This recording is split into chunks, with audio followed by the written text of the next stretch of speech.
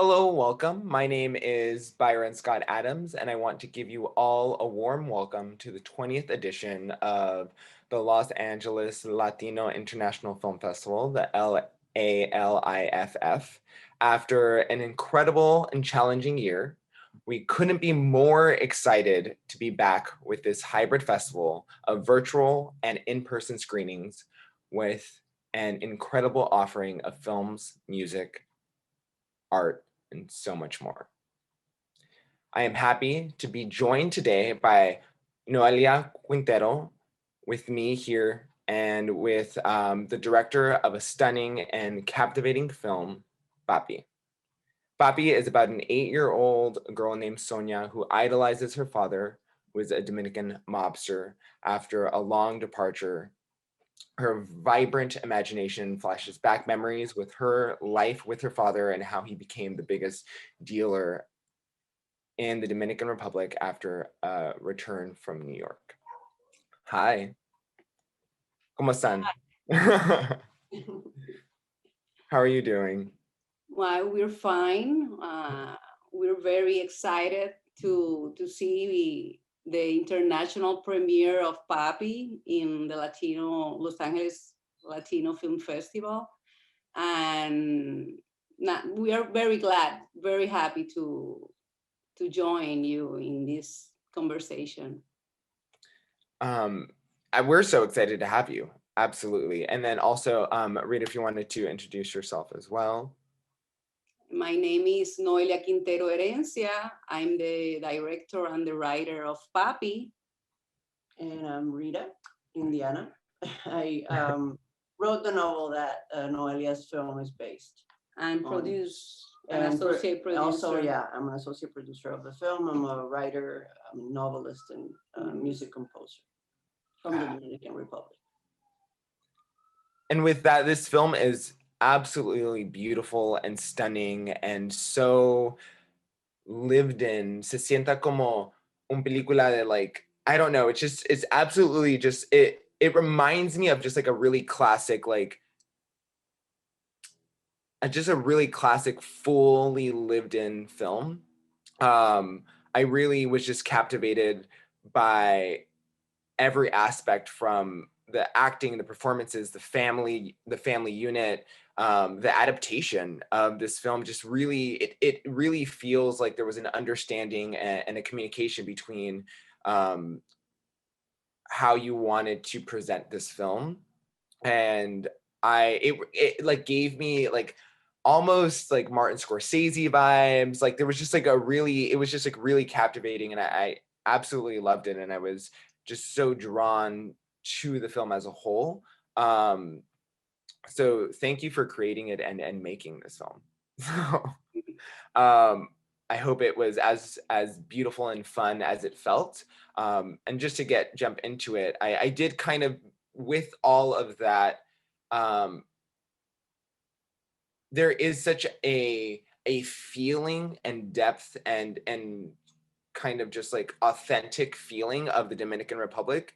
And during that era, how was it creating that external environment for Sonia to live in? Well, the film is dated on the 1980s, 1989, and that was a period of time in Puerto Rico and Dominican Republic and in the Caribbean. Very particular, but it's something that I can relate to because I was a teenager at that time, and the music, the radio stations, the telenovelas, all of the things that maybe are not visible in the film, but are in the spirit of the film. And for me, the most important thing was the family, the unit of the family that you mentioned before. And to portray that was a collaboration between the crew. Was very integrated in the structure of feelings of everything. So we were very engaged in the feeling that we concentrated in Sonia. So Papi was there, but the most important thing was Sonia, her feelings, her mind, her gaze, the way she looks, everything. And it was joyful, but it was painful too, because I was filming in Puerto Rico. I was filming in the Dominican Republic at the same time that Hurricane Maria was destroying my country. So it was a film very charged of a lot of emotions, a lot of violence, a lot of strong feelings. And the crew was very supportive. There was a feeling of unity and solidarity and creation. Everybody, I was crying a lot, but there was a lot of people in the crew too crying a lot. So I think that's the most important thing in filmmaking, is how we put our feelings there and how we paint and make images with that. It's very complex. It's not that easy. And I'm very grateful. I'm very proud of how we make that family work and how the cast was there. That's the family. That's Sonia. That's Silly. All of the grandmother was an inspiration for me in the writing, the adaptation of the novel, and I had a real picture of Silly with me while I was writing the script. And all of this it's there, and that's why I'm so happy about how it came out. Yeah, that's amazing. I didn't realize that you were filming during that period of time. That must have just that wow. Like there is such a beautiful feeling overall in the film, and just having that to think about and see, that just it makes it make it I can feel it watching it. It just feels there's so much love and work and in it, and just you sharing that is very beautiful. I think Rita, kind of for you, you created this novel, and how did you two meet? And I, how did you feel about having your film adapted into a movie? I didn't think it was possible because it's a very experimental novel, and it's almost like a Gertrude Stein kind of weird prose, in a Caribbean kind of way.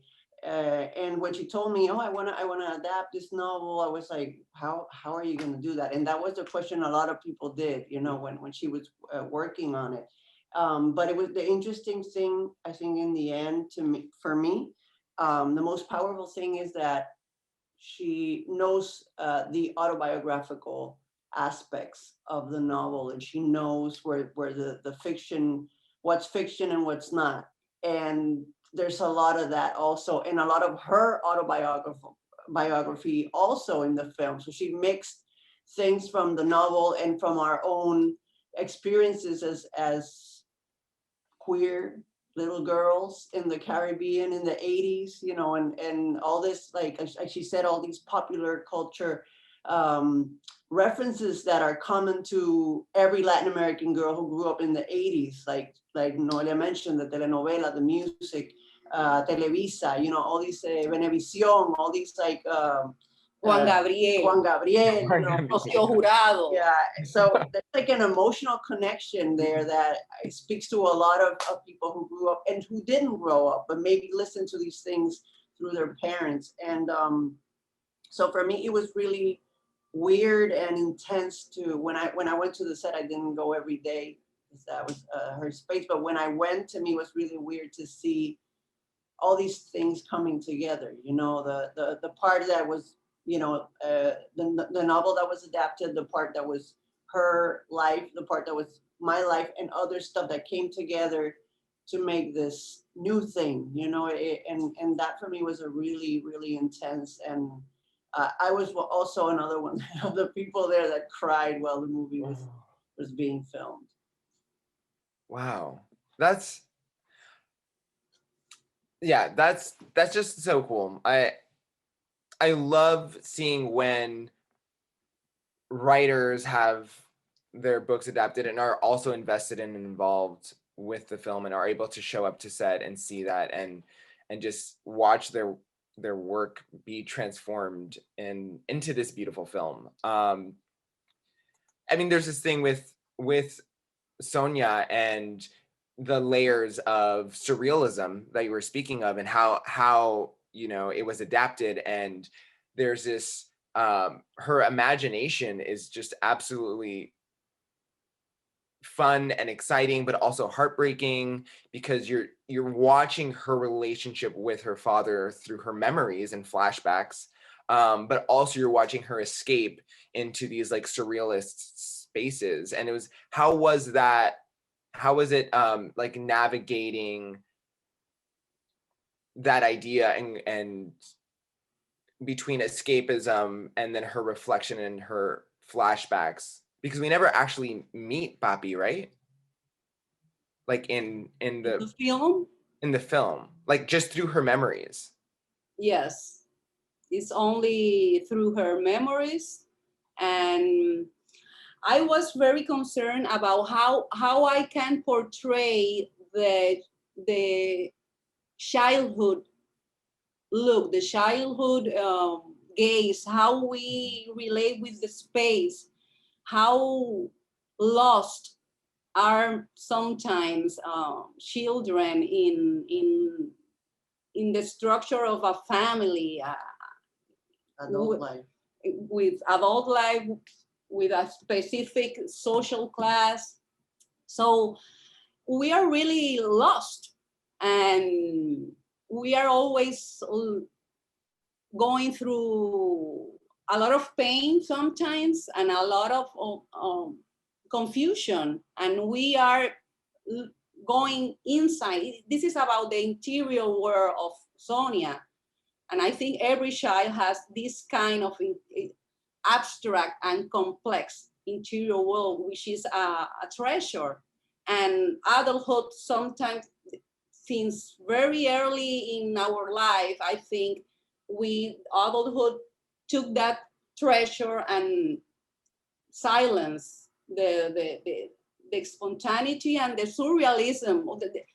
The surrealism is within us. It's the way we create our knowledge, and it's the way that we relate to the world. But it had to be within a very strict and insipid wave of you becoming an adult and raise a children. And that's why I was I was trying to go deeper and deeper in Sonia's interior world, and why she was feeling that way, what happened in a little girl in these countries with machismo terrible. There is a lot of anti-intellectual and anti-artistic thinking. There is so how we can go deeper and deeper, and the novel is totally chaotic and surrealist, and the film was not that chaotic, but slowly developing that sorrow and that surrealism, which is based of all of our feelings. So it was, I knew that it was a difficult movie. I knew that it was too an uncomfortable movie in some ways, because maternity and how we deal with family things is uncomfortable too. So I'm happy with the results, but it was difficult to achieve that in a short time during a shooting period of X cantidad de días. So, well, we survived.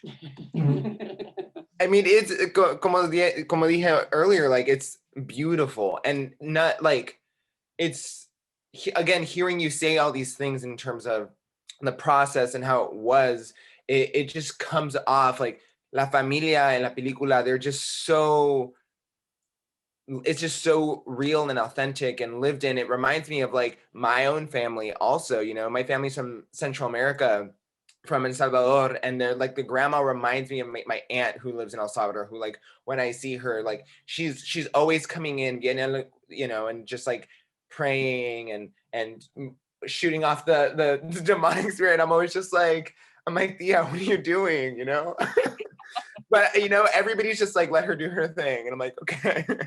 So just seeing that, and you know, seeing the household and how they showed up for each other and they were there, and even the sequence when Sonia, you know, sees her father with at his job with the woman, and is it her cousin or her brother comes in, and he's just like, what do you like, you're supposed to be watching her, like why are you, and it just kind of goes up like what her perspective is personally, and kind of what like the family knows, and what the family dynamic is, and just how she isn't fully seeing everything that's happening, right? And there's that, you know, there's that sequence which we don't want to spoil, where you know the music is turned up, and it's kind of another reflection of that, where she's being sheltered but also she's right there while things are happening.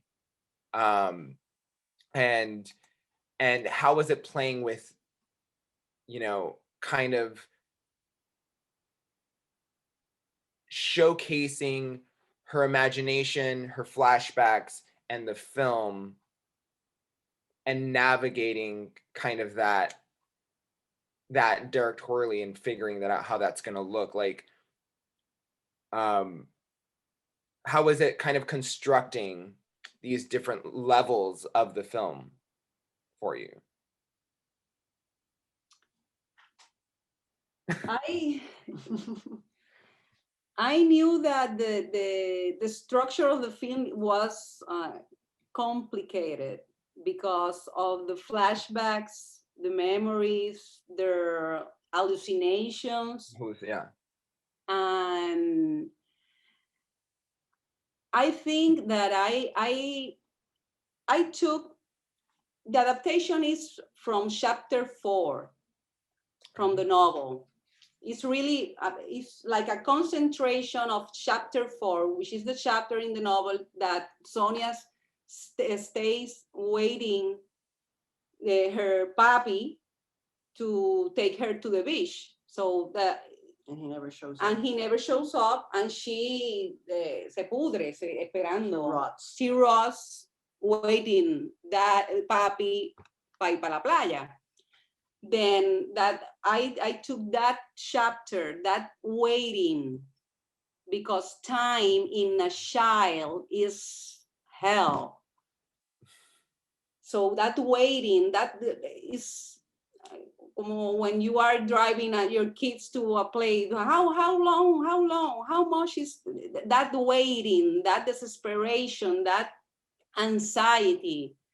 So I try to lower the volume of the masculinity, the glorification of masculinity that has the novel, and try to concentrate in that perspective and that broken heart waiting that this girl, why this waiting, and why that glorification of daddy broke her heart, and how that.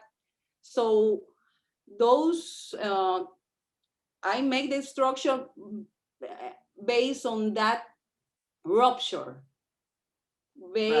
Fragments. I make that the flashbacks, the hallucinations, the memories, that all of that, because that's the papi. That's why that's what papi is. It's not a human being. When that is that all that memory, and I think I don't know if I answered the question, but that's basically the ongoing thought in this.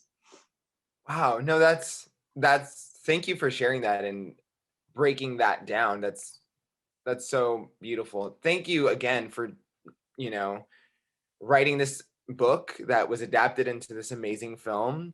Both of you, thank you so much for being here. I'm so excited to have had this opportunity to talk to you and understand a little bit more of how this film was constructed and this book. I want to read it. So, Yeah. so thank you so much for being here and joining Thank you. us today. you. Just real quick, I want to thank all the participants in this Q&A. Thank you too. Thank you so much. And all of y'all who are watching. There are still so much more things to enjoy this year for the LA Latino International Film Festival. So please go to LALIFF.org to check out this year's program of features, shorts, episodics, music, art, and many other things.